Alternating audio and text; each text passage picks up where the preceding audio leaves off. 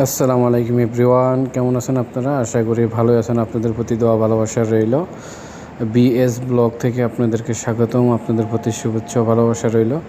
আপনারা যারা এই ব্লগটিতে নতুন আছেন অথবা ইউটিউব চ্যানেলে নতুন আছেন, অবশ্যই দয়া করে একটা সাবস্ক্রাইব করে দিবেন।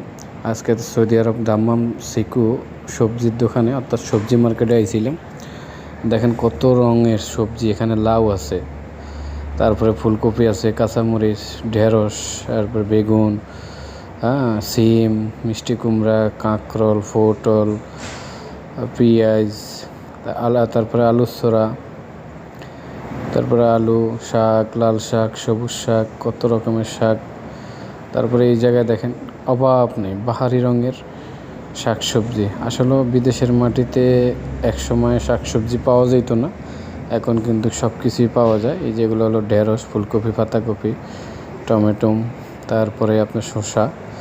আর সৌদি আরবের শসাগুলো ভালো। এখানে লাউ আছে, তারপরে আপনার এই কাঁকরোল আছে, লেবু আছে, ঢেঁড়স আছে, ধুন্দুল আছে, তারপর জালি আছে, সব কিছুই আছে।